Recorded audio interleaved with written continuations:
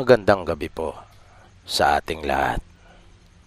Bago natin pasimulan ang ating kwento, ay hayaan niyong batiin ko muna kayo ng isang matiwasay at mapayapang gabi. Saang panig man kayo ng mundo naroroon. At tulad po ng dati, ay hangad ko pong lagi na sana po'y nasa mabuti kayong kalagayan, ligtas sa anumang uri ng kapahamakan at karamdaman.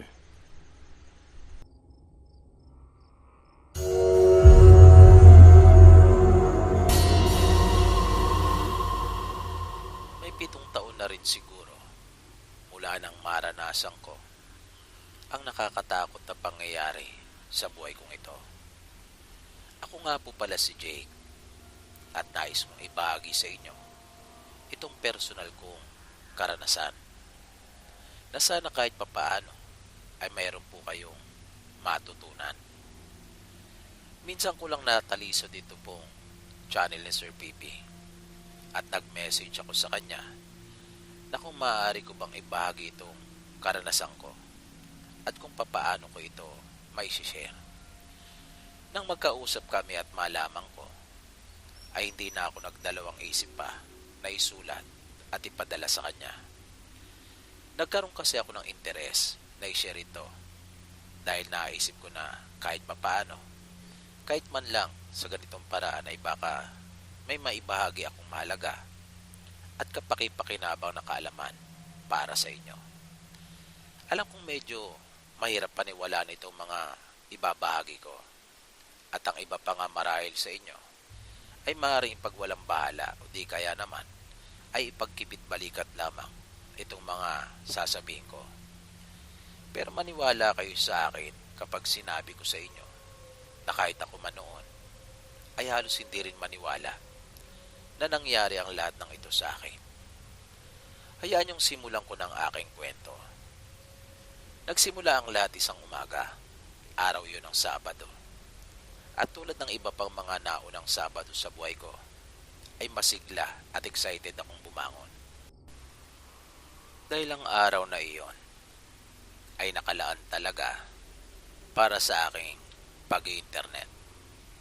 Ang sarap sa pakiramdam dahil tapos ko nang gawin lahat ng dapat kong asikasuhin. Ang sarap magpahinga habang nag-i-internet lang. Idagdag pa yung naamoy kong mabangong almusal na inihanda ni nanay sa kusina. Kaya bumaba na ako at agad na tinungo ang kusina. Matapos kong makapaghilamos at makapagsipilyo, ay napuo na ako sa gilid ng mesa. May edad na ang nanay ko noong mga panahong iyon, pero malakas pa naman siya at hindi niya kinakalimutang ipaganda ako ng masarap na agahan. Sabi niya, kasiyahan niyang gawin iyon para sa akin. Ako kasi ang pinakabunso sa aming magkakapatid at lahat ng mga kapatid ko noong mga panahong iyon ay pare-pareho ng may asawang lahat. May kanya-kanya na silang pamilya at namumuhay ng iba sa kanila sa ibang bansa. Habang yung narito naman sa Pinas ay malayo mula sa amin. 3 lang kami noon sa bahay. Kasama ko noon syempre ang nanay ko at yung isa naming pinsan na nag-aaral sa kolehiyo. Bali parang inampunan namin siya. Suportado namin ito ng mga kapatid ko sa kanyang pag-aaral.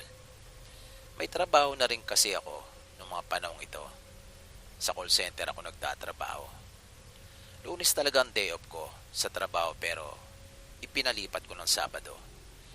Bisor na ako ng mga panahong ito at medyo malakas ako sa manager namin dahil sa maganda naman ang performance ng team ko.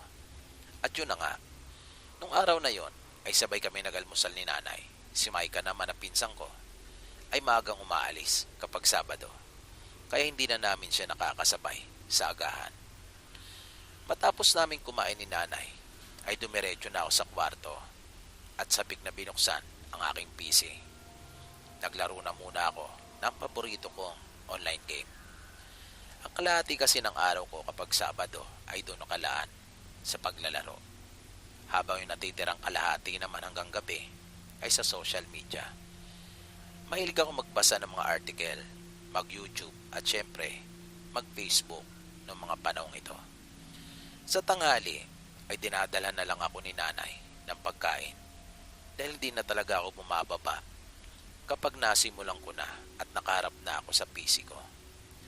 Na mga bandang hapon ay may nabasa akong article. Magandang pagkakagawa ng website niya. Yung tipong maakit talaga. Kahit sinong makakakita. Kaya kahit wala akong hilig sa ganong content at topic, ay nainganyo pa rin akong silipin at tingnan kung anong mga nakapaloob sa nasabing article na yon. Pero sa halip na matakot ako, ay nangingiti ako sa aking mga nababasa. Dahil hindi talaga ako naniniwala sa mga kababalagan at kung ano-anong kwentong katatakutan. Pero masasabi kong magaling yung writer at may-ari ng website. Magandang pagkakagawa nila, pati yung paraan ng pagkakasulat. At may mga totoong larawan pa na naroon para suportahan yung mga sinasabi ng author doon sa kanyang article. Kaya interesante yung material, pero hindi pa rin ako naniniwala syempre. Ako kasi yung tipo ng tao na naniniwala sa scientific reasoning at critical thinking. There is no such thing as mystery. Para sa akin, ang lahat ng mga bagay at mga nagaganap dito sa mundong ibabaw ay may kaukulang paliwanag at mga dahilan. Hindi ako naniniwala na may pangyayari na hindi kayang maipaliwanag. May mga pangyayaring mahirap talaga ipaliwanag pero kaya pa rin ipaliwanag. Pero aminin kong medyo nakiliti ang pag-iisip at imahinasyon ko tungkol doon sa nabasa kong article na yon. Maya-maya ay nagulat ako. Nangawakan bigla ni nanay ang balikat ko. Nasa likuran ko na pala siya at hindi ko malang naramdaman yung kanyang pagpasok doon sa aking kwarto. Dahil sa masyadong naton yung atensyon ko doon sa aking binabasa. Tinanong ako ni nanay sa kung ano raw bang binabasa ko at bakit pating pagpasok niya ay hindi ko man lang daw naramdaman. Hinatdan niya pala ako ng merienda. At yumukumbagya si nanay para tingnan kung ano yung pinagkakabalan ko. At tandang-tanda ko pa hanggang ngayon yung kanyang naging reaksyon. Nagulat talaga siya at naramdaman ko mismo yung matindi niyang pag-aalala. Para bang may biglang nagbalik sa kanyang alaala. Kaya napatanong akong bigla kay nanay kung bakit gano'n na lang ang kanyang naging reaksyon. Hindi pa kaagad nakasagot si nanay yung mga sandaling iyon at kanya pa akong tiningnan. Hanggang sa napabulala si nanay at ang unang namutawi sa kanyang mga labi ay totoo yan. Sinabi pa niyang pamilyar sa kanya ang mga larawang naroon. At bigla na itong tumalikod at lumabas ng aking kwarto. Iba talaga ang naging epekto noon kay nanay. Bigla siyang nalungkot at may matindi siyang takot na naramdaman. Dahil doon ay bigla akong napaisip at naging malikot ang aking imahinasyon. Para din akong na-challenge dahil sa sinabi na iyon ni nanay na totoo daw ang mga sinasabi doon sa article. Ipinagpatuloy ko pang pagbabasa hanggang sa natapos ko ang nasabing article na iyon. Kinagabihan na nakahiga na ako upang matulog ay hindi ko maintindihan ang aking sarili. Nagtaka talaga ako kung bakit para bang masyado din akong naapektuhan tungkol sa aking nabasa. Nagtaka ako dahil sa hindi naman talaga ako ganon. Lalo pa nga at yung nabasa ko naman ay hindi ko pinaniniwalaan. Marahil ay dahil na rin sa nakita kong pag-aalala ni nanay. Paulit-ulit na bumabalik sa akin yung tagpo na yon na para bang gulat na gulat talaga si nanay at bigla siya nag-alala. Iba talaga kapag mahal mo na sa buhay ang pinag-uusapan. Kaya bago ako nakatulog nung gabing iyon ay naisip ko na patunayan kay nanay na hindi totoo ang ukol sa mga bagay na yon. Na para sa akin ay baka dala lang iyon ng malawak na imahinasyon ng author na siya nagsulat ng article. O kaya naman ay mga horror enthusiast lang talaga marahil yung mga tao na nasa likod ng website na yon. Kaya bago ko ipikit ang aking mga mata ay nagplano ako. Dahil para mapatunayan ko na hindi yun totoo, isa lang ang tanging paraan. Kundi ang puntahan ang lugar na yon. Puntahan yung mismong lugar na binabanggit doon sa artikulong nabasa ko. Kinabukasan ng gabi, maaga pa ay kumilos na ako upang maganda para sa aking pagpasok. At matapos kong makapaghapunan ay nagpaalam na ako kay nanay. Pero napansin kong tila ba matamlay si nanay. Tinanong ko siya kung mayroon pa siyang sakit at kung masama bang kanyang pakiramdam. Pero umiling lang ito at sinabing walang anuman daw iyon. Ipinagpalagay ko naman na marahil ay ayos nga lang si nanay at siguro ay dala lang iyon ng pabago-bagong lagay ng panahon. Hindi kasi maintindihan ng panahon noon, umulat umaraw. Matanda na kasi ang mundo, kung kaya nag-uulyanin na rin, naisip ko pa. Pagdating ko sa trabaho, kinausap kong isang agent na nasa team ko, si Benji. Alam ko kasi na taga ron siya sa probinsyang nakakasakop doon sa baryo na binabanggit doon sa article. Nagtanong ako sa kanya ukol sa ilang mga bagay tungkol doon sa kanilang probinsya. Medyo nagtaka pa nga ito sa akin. At bakit raw nais kong malaman ang mga bagay na yon? Sinabi ko namang wala lang. Medyo na-curious lang ako kako sa kanya. Bago kami matapos sa pag-uusap ay tinanong ko rin siya kung paano pagpunta doon at itinuro naman niya sa akin. Biniro pa nga ako nito at tinukso na baka raw mayroon lang ako nililigawan na taga roon kung kaya pa na tanong ko sa kanya tungkol sa kanilang probinsya. Pero hindi niya naiwasang mapabulalas nang banggitin ko ang baryo na nabasa. At sinabi niyang wag na wag raw akong pupunta doon kung sakali man raw na may binabalak ako dahil lubang delikado. Kaya tinanong ko siya kung bakit naman niya nasabing delikado. Medyo tila nag-isip pa ito bago tuloy ang sumagot sa tanong ko. Sinabi niya na maraming aswang ang naninirahan doon sa lugar na yon. Kaya muli ko siyang tinanong kung nakakita na ba siya ng aswang at may napatay na ba sa kanila o kinain ng aswang. Malinaw ang nag-isagot niya. Nagkatubili pa nga ito nung una nang sabihin niyang wala. Kwento lang daw ng mga magulang niya. Lalo na raw ang lolo at lola nila. Marami daw ibinabahaging kwento sa kanila noon nung mga bata pa sila.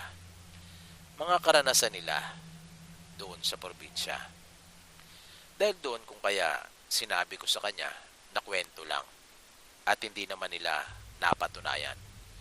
Muli itong sumagot at sinabing pero sir, ngunit pinutol ko na siya sa kanyang pagsasalita dahil alam kong wala rin namang patutunguhan niyon. Puro haka-haka at palapalagay lang.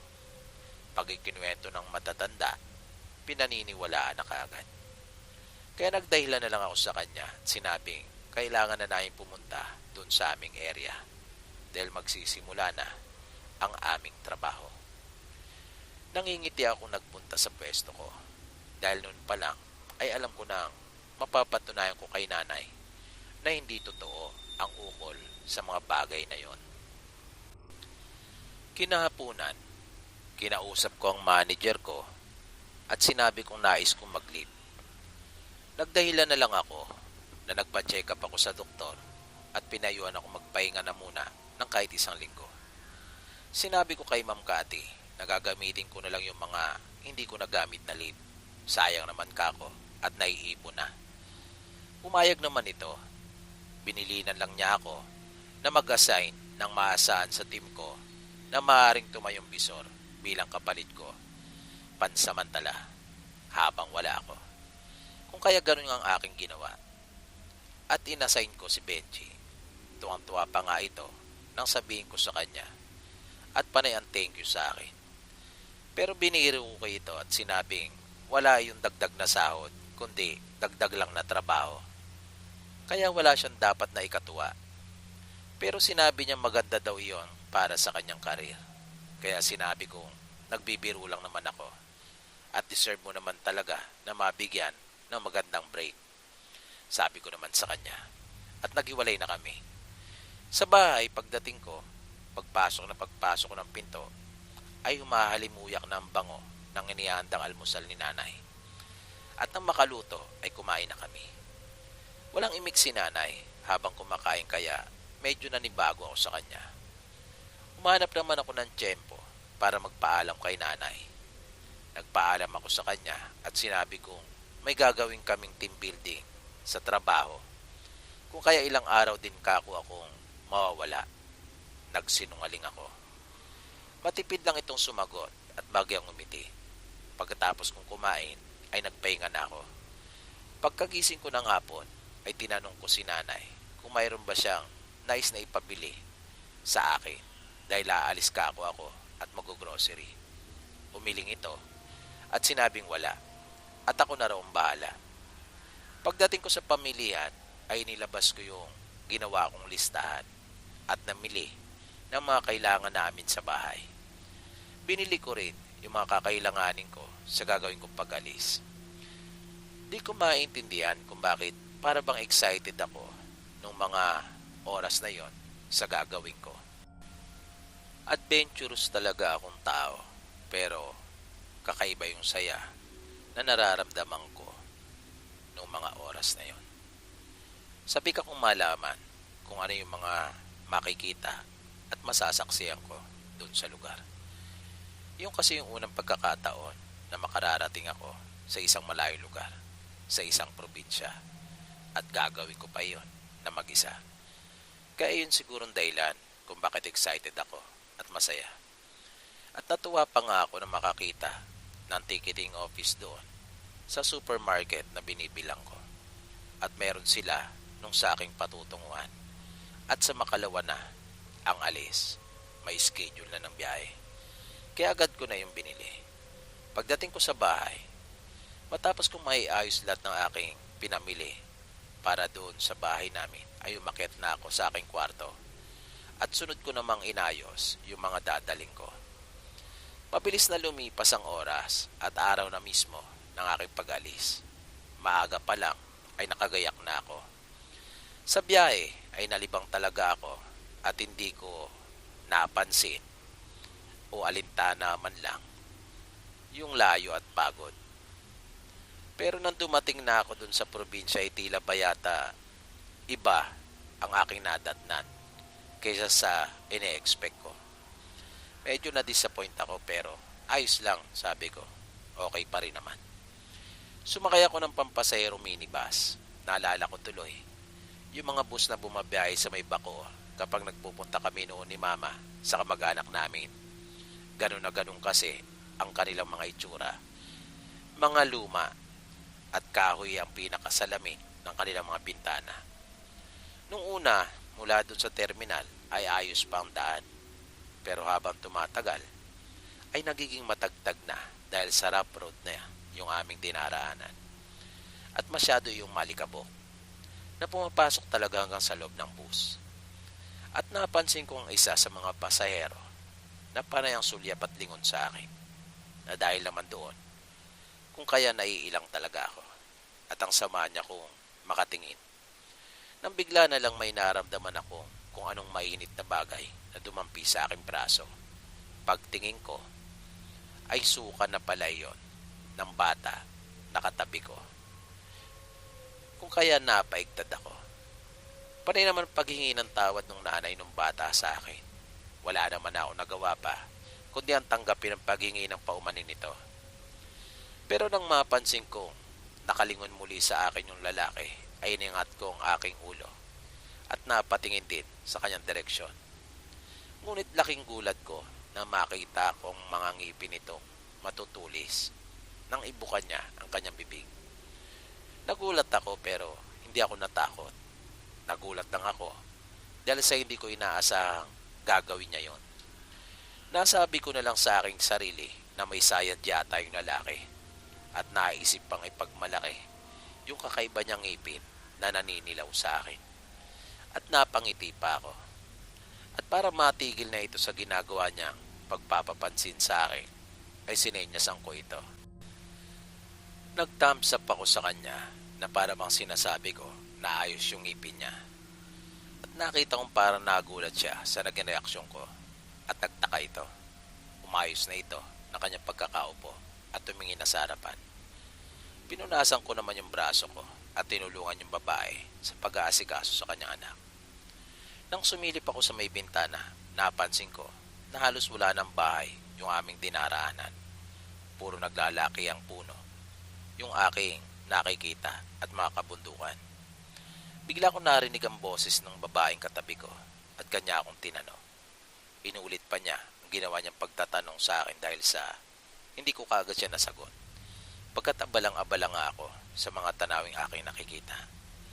Sa pangalawang beses ng pagtatanong ng babae ay sinagot ko siya at sinabi kong oo, hindi ako taga roon.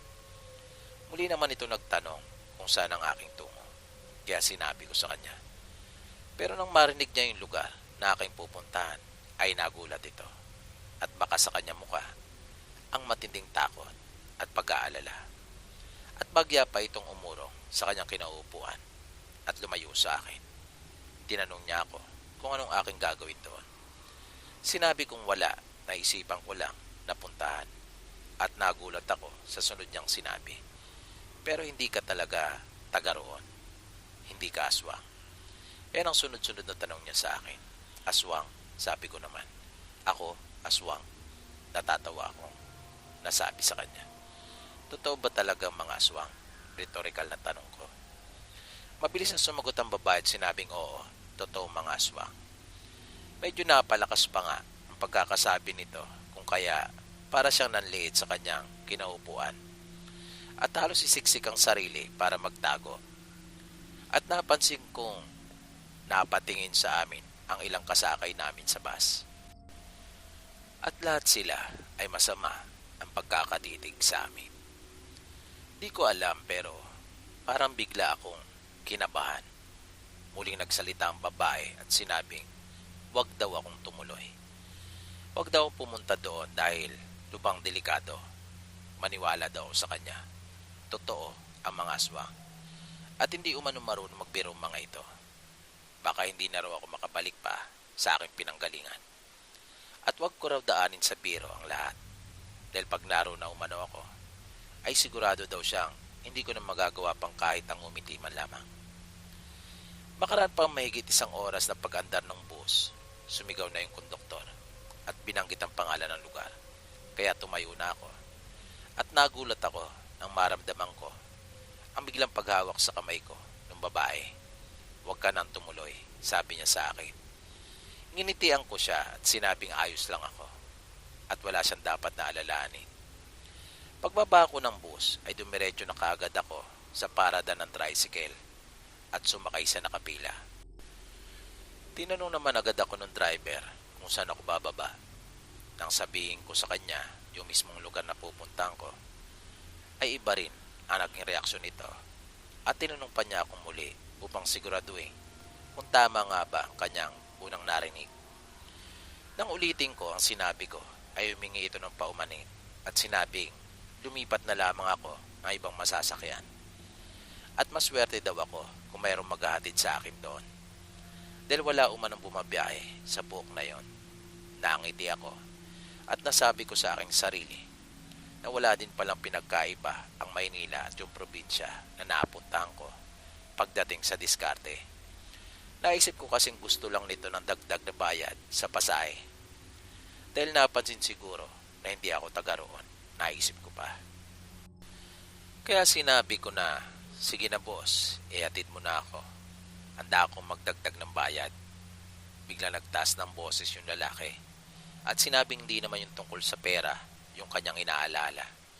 Nakiusap ako sa kanya na kailangan ko talagang makarating doon bago dumilim dahil wala pa akong matutuluyan.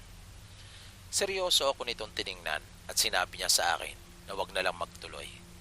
Pero nagpumilit ako at sinabi kong hindi maaari.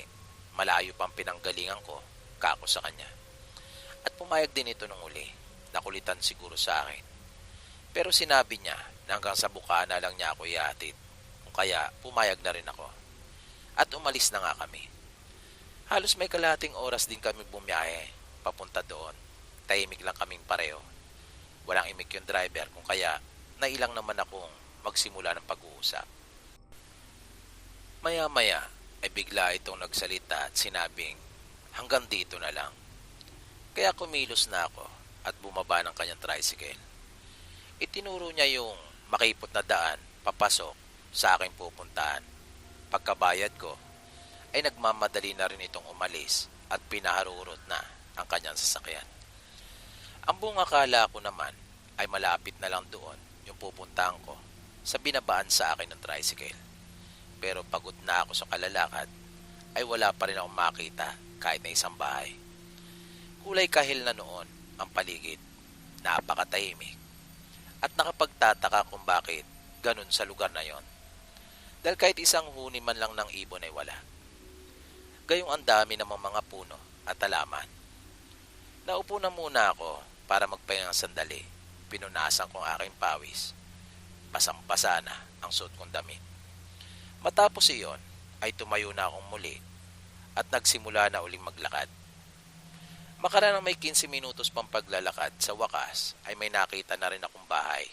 Kaya napabuntong hininga ako at nagpasalamat. Dahil hindi na ako aabutan pa ng takip silim sa daan. Inaalaala ko kasi na hindi ko kabisado yung lugar at baka matsyempuan pa ako ng mga masasamang loob doon. Paglapit ko doon sa unang bahay ay kagad doon nagtao po. Nakailang beses din akong tumawag bago pa may dumungaw doon sa may bintana. Isang babae na sa tansya ko ay mahigit na rin sa 50 ng edad. Pero hindi ito nagsalita ng kahit na ano. Nakatingin lang siya sa akin kung kaya na-weirduhan ako. Gulo-gulo pa man din ang buhok nito na kulay abo na dahil sa mga uban. Maya-maya pa ay may nagbukas na rin ang pinto. Ano yon? Narinig kong tanong ng lalaki na nakasilip sa may pinto. Nagmagandang hapon ako at sinabi kong galing pa ako ng Maynila at hinahanap ko ang kanilang baryo. Ito po ba yon? Tanong ko. Ito nga, sagot ng lalaki. Sabay tanong kung bakit. Bigla akong natigilan dahil hindi ko pa napag-isipan ang tungkol sa kung anong sasabihin ko at isasagot kapag may nagtanong kung anong gagawin ko sa lugar na yon. Wala naman ho, sabi ko na lang. Trabaho ko po kasi talaga magpunta sa mga liblib na lugar para i-dokumentaryo, palusot ko na lang. Sabay tanong sa kanya kung maaari ba akong makiinom ng tubig. Sumenya siya sa akin at kanya akong pinapasok sa loob ng kanilang bahay. Maupo ka, sabi niya, pagkapasok ko ng bahay nila. At iniwan na ako nito at sinabing kukuha lang siya ng tubig. Ilang minuto din ang lumipas bago pa nakabalik yung lalaki. Di ko namang maiwasang hindi gala ang aking paningin sa loob ng bahay nila. Hanggang sa nakita kong naupo sa may hagdan yung matandang babae na una kong nakita at nakatingin ito sa akin. Kung kaya, umayos ako sa aking pagkakaupo at tinigil ko yung paggala ng aking paningin sa loob ng bahay nila. Maya-maya ay dumating na yung lalaki at may dala ng tubig. Inilapag niya yung kanyang dala sa lamisetang kawayan na nasa gitna ng sala. Sige, uminom ka na, sabi ng lalaki sa akin. At kanya pang itinuro yung pitsil at baso na kanyang inilapag. Kung kaya nagsali na ako ng tubig sa baso at uminom. Nagpasalamat ako sa kanila pagkatapos noon. Ano nga uli yung gagawin mo dito sa amin? Tanong uli sa akin ng lalaki. Gumagawa po kasi ako ng mga dokumentaryo tungkol sa iba't ibang lugar. Lalo na po yung mga liblib, sabi ko. Bakit? Ano bang narinig mo tungkol dito sa lugar namin? Dito sa baryo namin? Magkakasunod na tanong sa akin ng lalaki. Medyo natigilan ako at napaisip. Naisip ko kasi na baka biglang sumama ang loob nito kapag sinabi ko yung tungkol sa aking nabasa at nalaman mula sa mga taong nakausap ko. Pero bigla akong may naisip na maganda. May waga daw po kasi itong baryo nyo, Manong. Misteryoso daw po. Pero hindi naman po ako naniniwala. Kaya narito po ako para patunayang hindi po totoo yung mga sinasabi nila at tinisip. Bakit? Ano bang sinasabi nila tungkol sa amin na aswang daw kami? Tanong muli sa akin nung lalaki. Nung mga sandaling ito, hindi ko alam kung sasagutin ko ba yung tanong niya o hindi. Pero sinabi kong gano'n na nga po. Pero alam ko naman pong hindi totoo yon, dahil hindi naman po talaga totoo ang mga aswang. Kahit nga po ako, hindi po ako naniniwala na totoong umiiral sila. Pero nung puntong iyon, napansin ko na may mga nagdaratingan na sa kanilang bahay na isa-isang pumapasok. At bakit parang biglang bumigat ang aking pakiramdam, pati na rin ang aking ulo. Hindi ko alam kung papaano kong sasabihin sa iyo ang masamang balita pag-uumpisa ng lalaki. Hindi ko rin alam kung papaano ko sasabihin sa iyo sa pinakamagandang paraan na hindi ka mabibigla pagpapatuloy pa nito. Medyo inaantok na ako ng mga sandaling ito. Hindi ko maipaliwanag kung bakit. Hindi ko rin kasi alam kung paano ko kukontrahin o pasisinungalingan ang mga sinasabi nila tungkol dito sa amin. Dahil totoong lahat ng mga sinasabi nila, sabing muli nung lalaki, at nawalan na ako ng malay. Kung kaya, hindi ko na alam ang mga sumunod pa na nangyari.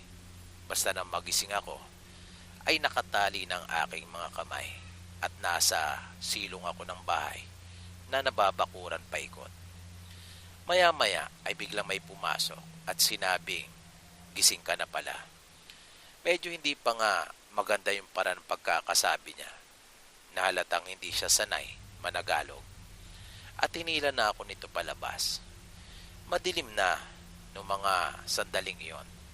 Abot-abot na ang aking kaba. Hindi pa rin ako makapaniwalang totoong nangyayari ang lahat ng iyon. Nakayapak na lang ako noong mga oras na iyon. Pagpasok namin sa isa pang kubo, ay mayroong haligi doon at nakita ko ang maraming mga tao. Hindi. Hindi nga pala sila mga karaniwang tao, mga aswang. At para bang ako talaga ang kanilang iniintay. Itinali nila ako doon sa may haligi. Makaran ng ilang sandali ay biglang nahawi ang mga aswang na nasa aking harapan. May dumating na isang lalaki na halatang may edad na rin, pero may kataasan ito at matipuno pa rin ang kanyang pangangatawan. Tumayo ito sandali sa aking harapan at pinagmasdan ako. Tinanong niya ako kung ano raw ang dahilan at nagpunta ako doon sa kanilang lugar. At dahil daw sa kapangasang kong iyon, ay pagbabayaran ko iyon ng aking buhay. Kahit matinding takot ang nararamdaman ko ng mga sandaling iyon, ay pinilit ko pa rin magsalita. Naisip kong wala rin namang mawawala. Mamamatay na rin lang naman ako. Di mga tuwira na rin ako sa loob-loob ko. Sinabi ko doon sa aking kaharap na wala naman akong masamang intensyon sa pagpunta ko doon sa kanilang lugar. Gusto ko lang naman patunayan sa nanay ko na mali siya na hindi totoo mga aswang tulad ng kanyang sinasabi. Pero mukhang tama nga siya at nagkamali ako. Bakit? Sino bang nanay mo? Tanong sa akin ng lalaki. Kahit walang kwenta yung tanong niya at alam kong wala rin namang magbabago at may tutulong sa sitwasyon ko, ay sinagot ko na rin siya at binanggit ang pangalan ni nanay. Sinabi ko rin na may larawan siya sa aking pitaka. Parang nagitla naman yung lalaki nang marinig ang pangalan ni nanay at nagmamadaling kinuha ang pitaka ko sa aking likuran. Kinuha niya yung larawan at tinawakan na tinititigang mabuti talaga. Biglang nag-ibang mukha ng lalaki. Yung kaninang mabangis at nakakatakot ay biglang naging maamo at para bang maluluwa na. At mabilis nitong ipinag-utos na kalagan ako sa pagkakatali. Habang kinakalagan ako ng kanyang mga kasama ay sinabi niyang kung maaari ay kanya na lang daw yung larawan at tumalikod na ito sa akin. Pero bago siya tuloy ang lumabas ng kubo ay binulungan niya yung lalaking nagpainom sa akin ng tubig. Pagkatapos na ako ay makalagan, dinala nila akong muli sa bahay na una kong pinasukan at kanila akong pinakain. Nang sumunod na araw, maaga pa ay kanila na akong pinaganda at pinaglinis ng katawan. Inihatid nila ako hanggang sa pier nang wala man lang silang sinasabi na kahit ano. Kaya nanahimik lang rin ako. Tsaka noong mga oras na yon, pakiramdam ko ay para pa rin akong wala sa aking sarili. Para akong lutang at hindi pa rin makapaniwala sa aking naranasan.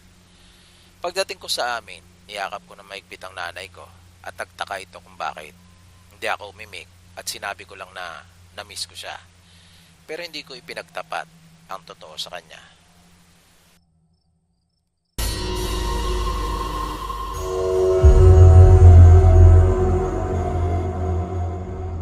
Kumusta po kayo, Sir PB? At magandang gabi po sa inyong lahat. Sana po ay mabigyan nyo ng pansin itong ipinadala ko pong kwento sa inyo. Tungkol po ito sa nakakakilabot kong karanasan. Maraming taon na rin po ang nakalipas mula nang ito'y mangyari. Pero lagi ko pa ring naaalala, lalo na po kapag nakikinig ako ng mga kwento dito sa inyong programa. Tawagin nyo na nga lang po pala ako sa pangalang Riden. Medyo maselan po ang ibabahagi kong kwento at totoong naganap po ang lahat ng ito. Panganay ako sa aming magkakapatid at ako ang katuwang ng aming mga magulang sa paghahanap ng aming ikabubuhay sa araw-araw noon. Kung saan-saan ako nakakarating sa paghahanap ng maaari naming maiulam sa araw-araw. Kaya nga kahit high school ay hindi po ako nakatapos. Isang araw, habang nasa pusod ako ng kagubatan, ay may namatan akong puno ng kawayan ng daming bagong tubo o yung tinatawag na labong sa Tagalog. Kaya nagmamadali akong lumapit at inilabas ko na yung sako mula sa aking likuran at hinugot ang itak para kuning lahat iyon. Sa dami noon ay halos mga lahati yung sako na dala ko. Kaya masayang masaya ako noong mga oras na yon. Pero gusto kong sulitin yung pagkakataon. Naisip ko kasi na naroon na rin lang naman ako. Kung kaya, hindi pa muna ako umuwi. At nagpatuloy ako sa paghahanap ng mga o pwede pang mapakinabangan.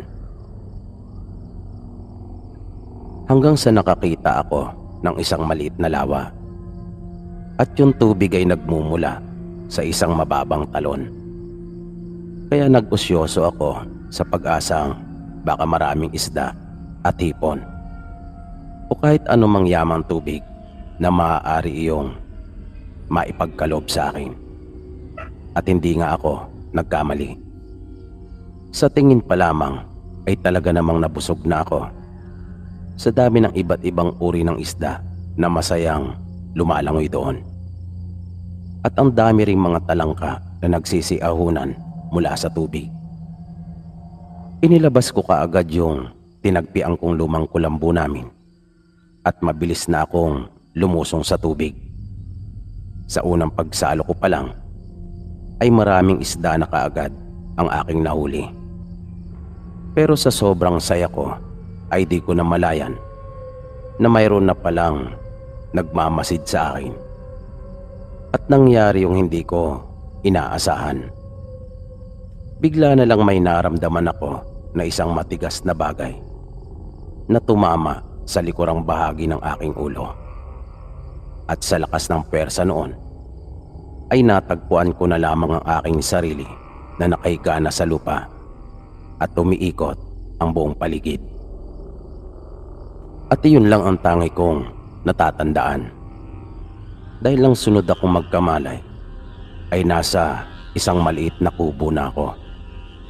Nakagapos ang aking mga kamay sa aking kinauupuan at nakaharap sa akin ang isang napakatandang lalaki.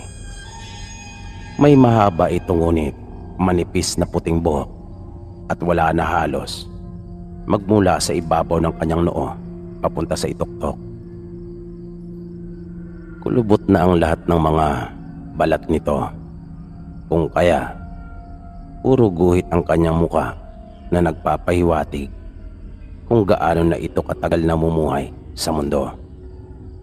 Wala itong suot na pang-itaas at ang kanyang mga kuko ay halos nakabaluktot ng lahat dahil sa sobrang haba. Ngunit kapansin-pansin ang kakaibang kapal ng mga iyon. At may mga mata ito na halos mabalutan ng lahat ng namumuting katarata at nagmumuta na. Pero napansin ko na siya ay nakakakita pa. Humpak ang kanyang magkabilang pisngi at halos butot balat na lamang ang kanyang pangangatawan. Pero nakaramdam pa rin ako ng takot sapagkat nagawa niya nga akong pukpukin at nawalan ako ng malay. At nung mga sandaling iyon ay nakagapos pa ako at wala akong magagawa kung ano man ang maibigan nitong gawin sa akin. Hanggang sa bigla na lang itong nagsalita at nagtanong kung sino ang nagbigay ng pahintulot sa akin na manguha ng kanyang mga pananim at mga alaga sa lawa. Hindi ako nakaimik dahil nung mga sandaling iyon ay alam kong nagkamali ako at walang tama na lalabas sa aking bibig. Kahit ano pang sabihin ko ay mali at hindi ko mapapangatwiranan yung aking ginawa. Kaya nang muli niyang ulitin ang kanyang tanong ay humingi na kaagad ako ng paumanhin. At sinabing hindi ko kasi alam at nangako akong hindi na muling uulit. At bigla kong naramdaman yung hapdi sa isa kong daliri. Nang sipatin ko iyon ay napansin kong iyon ay namumula. Maya-maya, biglang mas lumapit pa sa akin yung matanda at hinawakan yung isa kong kamay. Ibinuka nito yung kanyang bibig at nakita ko yung mga ngipin niyang puno ng mantsa ngunit matutulis. Isinubo niya yung daliri ko at sinipsip yung dugo. Tiniis ko yung sakit at iniwasan ko na lang na lumika ng kahit anong ingay. Tinibayan ko yung aking loob at kahit na matinding takot na yung nararamdaman ko ay mas pinili kong huwag magpakita ng kahit anong takot sa kanya. Hindi niya binitawan yung daliri ko hanggat hindi siya nakukontento. At tumihingal siya nang ito ay tumigil. At nang mag-angat siya ng kanyang ulo, ay napansin kong nagkaroon ng pagbabago sa kanya. Tila nabawasan yung mga kulubot at guhit niya sa muka. At nagkaroon siya ng mga itim na buhok.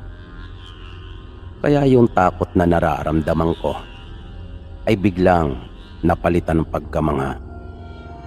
Pero hindi pa rin maalis sa akin yung matinding pag-aalala sa kung ano na kaya ang mangyayari sa akin ng mga pagkakataon na yon. At bigla akong napatingin sa matanda nang muli itong magsalita at sabihin kanya akong pagbibigyan. Palalampasin niya umano yung nagawa kong kasalanan, pero sa isang kondisyon. Bigla akong nakaramdam ng pag-asa.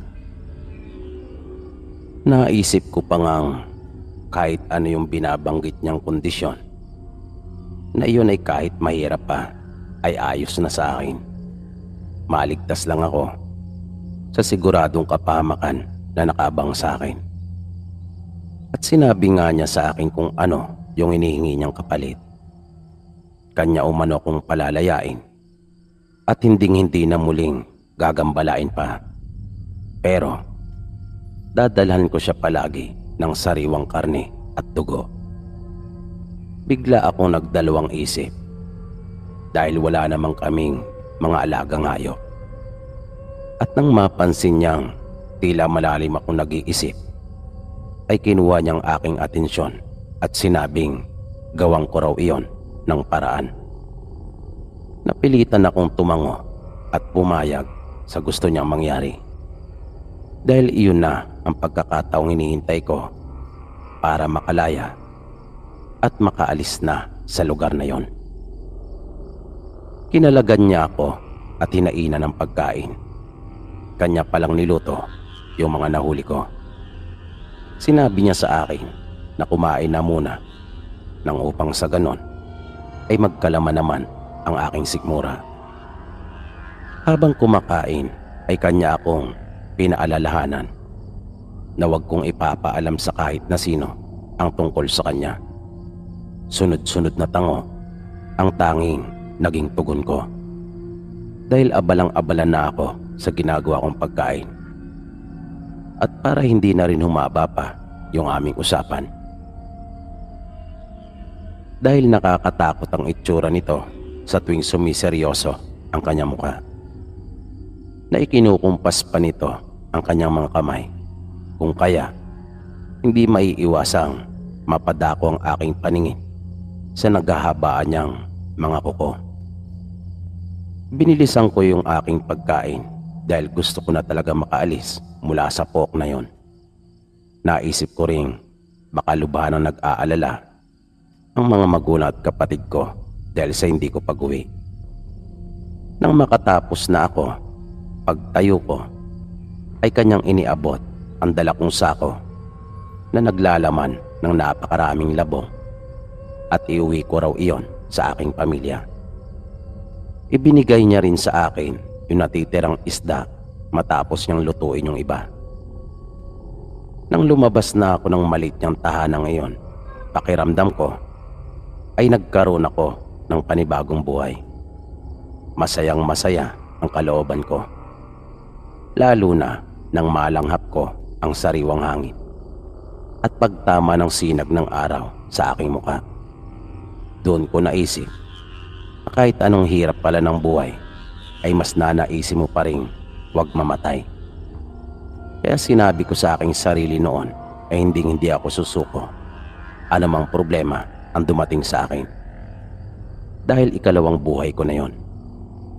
Ganun palang pakiramdam kapag naranasan mong mabingit sa kamatayan. At hindi nga ako nagkamali. Nang dumating ako sa bahay namin, ay halos yakapin nila akong lahat.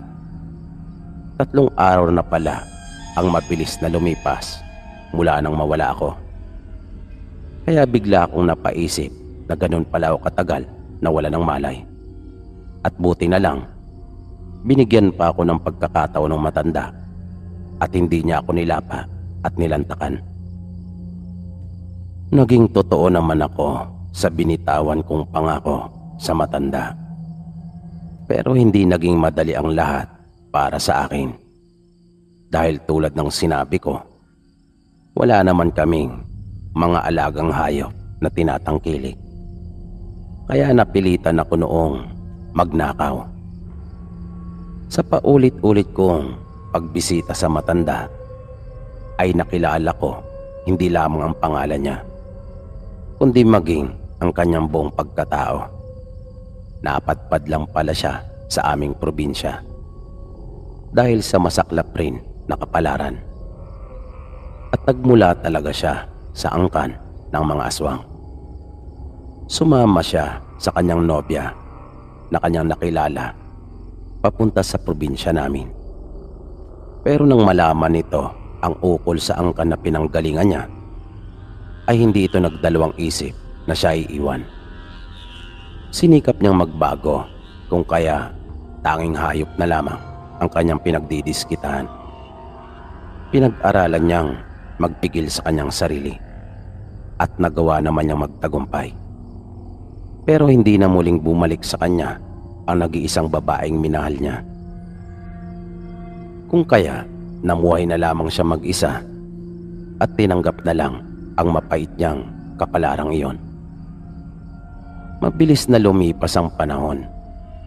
Naging matalik kaming magkaibigan at sa palagay ko ay hindi nga lang basta kaibigan ang pagtuturing niya sa akin, kundi kanya ng anak. At parang damit lang ang kanyang katandaan na mabilis niyang nahubad dahil nanumbalik ang kanyang kakisigan at nagagawa na niyang manghuli ng mga hayop para sa kanyang sarili. Kung kaya hindi ko na kinailangan pang magnakaw para lang may maibigay sa kanya. Pero sadyang ang buhay ay hindi kayang baguhin ng anumang uri ng kapangyarihan, gaano man ito kalakas o kataas. Dahil nang itakda ng Diyos ang kamatayan sa lahat, sa anumang paraan, ito ay talagang matutupad. At ganun nga ang nangyari kay Tatay Fernan, pagkat dumating pa rin sa kanya ang kanyang kamatayan. At hindi ito napigilan ng angkin niyang kakayahan. Nakiusap siya sa akin noon na maging tagapagmana ng kanyang anting at pagiging aswang. Pero gano'n na lang din ang pagmamakaawa ko sa kanya nang ito ay aking tanggihan. Ngunit sa kabila ng ginawa kong pagtanggi ay hindi naman sumama ang kanyang loob. Katunayan, pinagkalooban pa nga niya ako noon nang itinatago-tago niyang mga bariyang ginto. Mga uri ito ng barya na bagaman pabilog ay hindi maayos ang pagkakahulma ng mga ito. Ayon sa kanya, ang mga nasabing bariyang gintong iyon ay kanya pang minana mula sa kanilang mga ninuno. Pag-aari at nagmula pa raw ang mga iyon sa Espanya. At dahil sa mahalagang bagay na kanyang ipinagkaloob sa akin, ay lubang malaki ang naitulong nito sa aming pamumuhay. Nakabili kami ng lupa malapit sa bayan at nakapagtayo din kami ng tindahan at panaderya. At isinunod ko yung aming negosyo sa pangalan ni Tatay Fernan. Hanggang dito na lang po, Sir PB, ang kwento kong ito at maraming salamat po.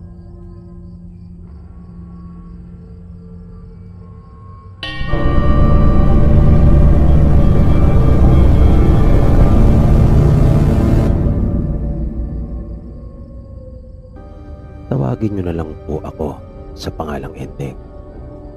Dahil yan po ang tawag nila sa akin. May kwento po akong nais na ibahagi sa inyo. Ito po ay personal naming karanasan ng asawa at mga anak ko. Bagong sama pa lang kami noon. Dalawang aming anak at kapwa sila babae. Ang bahay po namin noon ay nakatayo sa lupa ng mga magulang ng asawa ko. At mga 100 metro lang siguro ang layo ng bahay namin mula sa kanila. At bagong gawa lang yung bahay namin. Nung una kasi ay doon kami nakatira sa lupa naman ng mga magulang ko. Kaya lang, higit na mas malayo iyon pagka nasa bundok talaga. Minsan, ginabi ako ng uwi. Dahil pagkatapos ng trabaho namin, ay nayaya ako ng tsuy ng misis ko doon sa kanila. At nagtagay kami. Nakauwi ako sa amin mga 11:00 pasado na. At nagtaka ako kung bakit gising pa ang aking asawa. Kadalasan kasi pag mga ganong oras na ay mahimbing na itong natutulog. Pagpasok ko sa bahay namin ay agad niya akong sinalubong.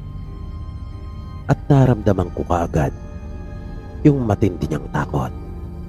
Putlang-putla ito at pawis na pawis. Sabi niya sa akin, mayroon umanong aswang.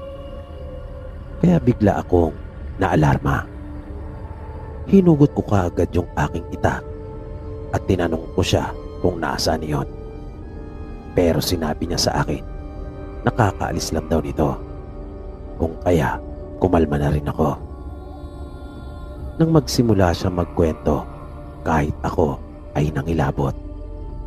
Ayon sa misis ko, pasado 9:00 nang magsimula siyang makaramdam ng kakaiba. Naramdaman na lamang niyang nagtayuan yung mga balahibo niya sa katawan. at biglang naging maalinsangan. Narinig din niyang umalulong yung mga alaga naming aso pero saglit lang. Dahil para daw nabahag ang mga buntot ng mga ito at nagsipagtaguan sa silong ng aming bahay. Di nagtagal ay bigla namang umihip ang malakas na hangin na naging dahilan pa nga ng pagkamatay ng mga lampara. Kasabay noon ay biglang kumalabog ng napakalakas yung aming bubungan. Ang buong akala ng asawa ko ay may tinangay lang na malaking sanga at sa bubong namin bumagsak dahil nga sa biglang umihip noon ang malakas na hangin. Pero yung malakas na kalabog na iyon ay agad ding nasundan at hindi na tinigilan. Sabi pa niya, parang nagtatalon iyon sa may aming bubungan. At kahit anong sigaw ang gawin ng asawa ko, ay hindi siya nito pinapakinggan. Patuloy lang ito sa kanyang ginagawa doon sa itaas. Sa totoo lang po, doon lang ako nakarinig ng ganon. At naisip ko kaagad na hindi nga iyon maganda para sa kaligtasan ng pamilya ko. Dahil sa lugar namin ay halos magkakakilala naman kami. At walang sino mang gagawa ng ganon sa amin. Kaya naniniwala ako sa kwento ng misis ko. Malakas din ang kutob ko na aswang nga ang gumawa noon. Nang mga sumunod na araw ay sinikap kong maaga makauwi ng bahay. Kaya kahit panay ang yaya ng mga kaibigan at kamag-anak ng asawa ko sa akin, ay akin muna silang tinanggihan. Pero hindi naman bumalik yung aswang. Kaya pang lumipas yung mga gabi sa tuwing maaga akong uuwi ng aming bahay. Kaya naisip kong marahil ay hindi na yun mauulit pa. Naisip kong baka napagkatuan lang nito. Nagambalain ng asawa ko nung gabing iyon at magasik ng takot. Kaya nang magyaya yung mga kamag-anak ng asawa ko, nakasama ko sa trabaho ay nagpaunlak na ako. Gumagawa kami noon ng bahay ng isa rin lang kaanak. At dahil napasarap, kung kaya ginabi akong muli. At di ko talaga nagustuhan yung nadatnan ko sa bahay namin pag-uwi. Dahil inaapoy ng lagnat yung bunso naming anak. At sabi ng asawa ko, muling bumisita yung aswang. At nagtatalo na naman sa aming bubungan. Kung kaya, nagising yung anak namin. At nang kanya itong lapitan at mahawakan, ay nagulat na lamang siya nang mapaso dahil sa napakainit nito. Kaya kahit gabi na noon, ay lumabas ako muli ng bahay at pinuntahan ko ang aking mga biyanan. Nakiusap ako sa kanila na samahan muna ang aking mag-iina at susunduin ko lang yung nanay ko. Hindi naman manggagamot ang nanay ko pero may nalalaman ito pagdating sa mga aswang. Yun yung unang pagkakataon na makakarating siya sa amin doon sa bago naming bahay. Tiniis ko yung lamig ng simoy ng hangin. Inakyat ko yung bundok papunta sa bahay ng mga magulang ko. Ay natutulog na sila. Kaya nagtaka sila kung bakit ako sumadsad ng alanganing oras. Kagad ko namang sinabi sa kanila yung pakay ko. At sinamahan ako ni nanay pabalik sa amin. Gusto rin sanang sumama ng tatay ko noon pero pinigilan siya ni nanay at sinabing kami na lang. Madaling araw na nang dumating kami sa amin. At kasalukuyan ang natutulog ang dalawa naming anak. Hinilot ni nanay yung bunso namin at pinahira ng langis. Mayroon din siyang inilagay ng mga dahon habang mayroong inuusal.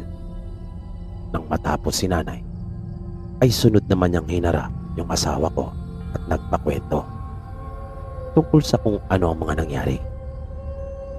Habang nagkukwento ang asawa ko, ay umiikot naman ang mga mata ni nanay sa bago naming bahay. Maya-maya, bigla niyang pinutol yung pagsasalita ng misis ko at sinabing daanan ng aswang yung napagtirikan namin ng bahay. Nagulat talaga kami kapwa ng asawa ko sa aming narinig at naunawaan namin iyon pala ang dahilan kung bakit kami ginagambala ng mga ito. Mga dahil sabi ni nanay, hindi lang iisa yung gumagambala sa amin aswang. Pinakiusapan ko si nanay na kung maaari ay dumuon na muna sa amin at pumayag naman ito. Nung sumunod na gabi, pagkatapos kong maisuga yung alaga naming kalabaw, ay hindi ako dumiretso ng uwi sa bahay namin. Sa halip, ay nagtago ako sa may malaking puno malapit sa bahay na hindi nahagip ng liwanag. Nagkubli ako doon. Hindi ako pumasok nung araw na yon sa trabaho. Matyaga akong naghintay doon sa ilalim ng malaking puno. Nang mga pasado 9:00 na, kahit ako ay nagulat nang makita ko ang isang tao na naroon na sa bubong namin, na nakapagtataka po talaga dahil parang nalingat lang akong sandali at naroon na ito. At ang posisyon niya ay para bang naka-squat pero nakayuko at nakalapat din ang mga kamay sa aming bubungan. Nang bigla na lang itong nagtatalon na para bang gusto niya talagang sirain yung aming bubong. Maya-maya ay narinig kong sumigaw na ang asawa at nanay ko. At nagulat talaga ako sa mga sunod na nangyari. Nakita kong lumabas ang nanay ko habang nakasunod sa kanya yung asawa ko. May dala siyang mahabang kawayan na may mga maliliit pa na sanga at dahon sa may bandang dulo. At kanyang hinampas iyon. Nakasama na yung pangbubugaw. Nang puntong iyon ay lumabas na rin ako sa aking pinagtataguan at tumulong na rin. Nakita kong napatingin pa sa akin yung aswang nang maramdaman yung presensya ko. Pulang-pula ang mga mata nito. At para bang nagulat din siya pagkat marahil ay hindi niya iyon inaasahan. Bigla itong tumalon na para bang napakagaan ng kanyang katawan. At wala akong narinig na yabag nang ito ay bumagsak sa lupa. At nang sundan namin, ang tangi na lang naming nakita ay isang puting manok na mabilis tumatakas palayo. Kaya dahil sa pangyayaring iyon, ay kinausap kami pareho ni nanay. Kanya kaming pinayuhan na lumipat na lang ng tirahan dahil hindi umano kami titigilan ng mga aswang at baka lalo pang lumaki ang gulo. Nag-alala rin siya sa amin at sa kanyang mga apo. Baka mapahamak pa raw kami. Pati ang mga biyanang ko ay kanya rin kinausap at sinabing delikado nga sa lupa nilang iyon magtayo ng bahay. Kaya nung huli ay lumipat nga kami ng bagong matitirahan. Pero makaraan ng ilang buwan ay napilitan din kaming umalis. Dahil may lahi din palang aswang yung kalapit naming bahay.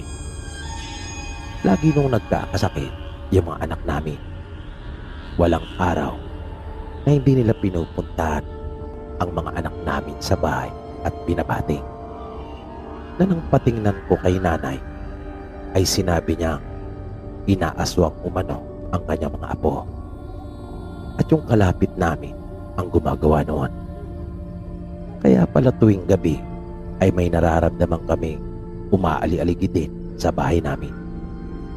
Pero mas tahimik nga lang ang mga ito kumpara doon sa dating bumibisita sa amin. Na sa buong pagsasama namin mag-asawa ay nakalimang lipat yata kami ng tirahan dahil sa problema namin sa mga aswang. Napirmi lang kami nang magdesisyon kami mag-asawa na magpamaynila na lang. Pero minsan pang naulit yung aming karanasan pagdating sa mga aswang. Nang umuwi kami sa probinsya dahil namatay yung nanay ng asawa ko, pareho nang nag-aaral noon yung mga anak namin sa elementarya. Ang nangyari naman noon, yung aswang ay nagpunta sa lamin ng biyanan ko. Nung mga mag-aalas 12 na ng hating gabi, ay bigla na lang dumaing yung panganay naming anak nang matinding pananakit ng kanyang sikmura. Ang buong akala namin noon ay nabalis lang ito dahil naniniwala pa kami sa mga usog at balis. Kaya lahat ng mga malalakas ang usog ay nilawayan ito sa pag-aakala maaring sila ang nakausog sa aming anak.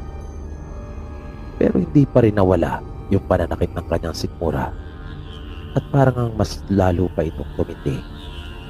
Doon na kinutuban yung nanay ko. Nang kanyang kausapin yung panganay naming anak ay sinabi nito may isang matandang babae na bigla siyang hinawakan sa kamay at parang may hinipan ito sa isang palad papunta sa mukha niya. Nang ilarawan ito ng aming anak, nang hanapin nila ay nawala na ito dun sa lamay. Buti na nga lang noong mga pagkakataon na iyon ay hindi lamang si nanay ang naroon na marunong. Nagtulong-tulong sila para mapagaling yung anak namin. Pasalamat na lang rin kami at agad yung naagapan. Na naisip kong sa tuwing uuwi kami sa aming probinsya ay ayaw talaga kaming tantanan ng mga aswang na para bang magnet kami para sa kanila. Dahil po sa mga naging karanasan namin ng pamilya ko, kung kaya naniniwala po talaga ako na mayroong aswang. Pagkat nakakita na po talaga ako na nasa itaas ng aming bubungan. Hanggang dito na lang po, Sir PB, at marami pong salamat.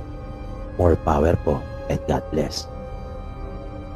Idagdag pa na makipot yung pintuan, kaya siguradong mahihirapan talaga sila.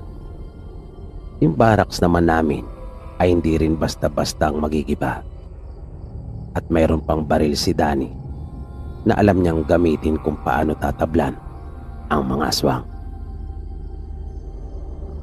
Kalaunan ay napilitan na lang din silang umalis. Dahil sa tuwing babatoy nilang muli ang barracks namin, ay baril naman ang isinasagot sa kanila ni Danny. At hindi talaga ito nangihinayang sa bala.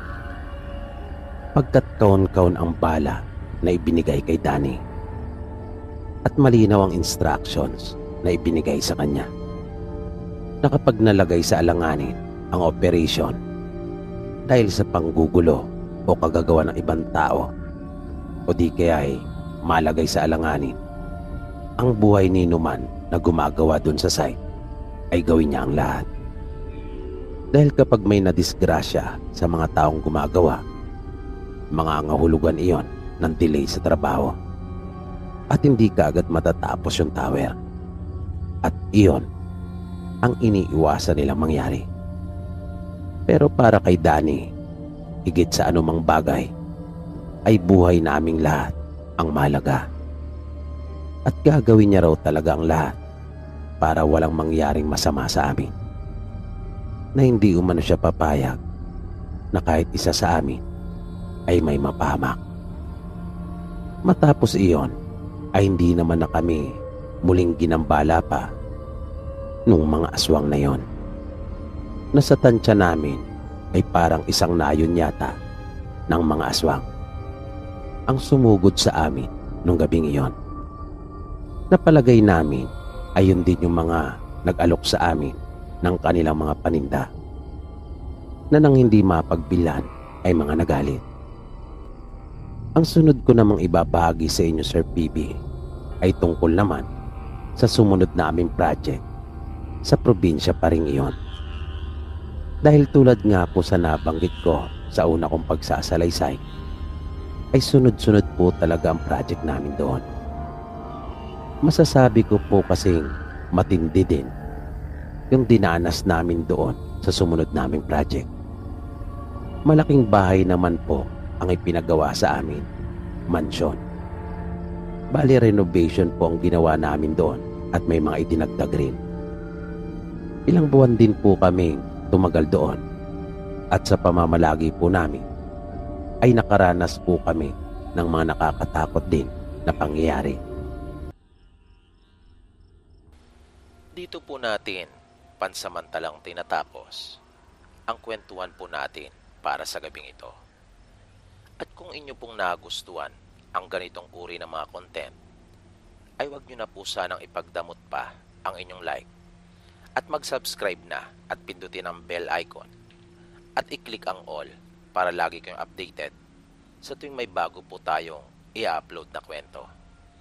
Mag-comment na rin at ibahagi kung mayroon din kayong mga naging nakakatakot na karanasan sa comment section. Maraming salamat po at hanggang sa muli.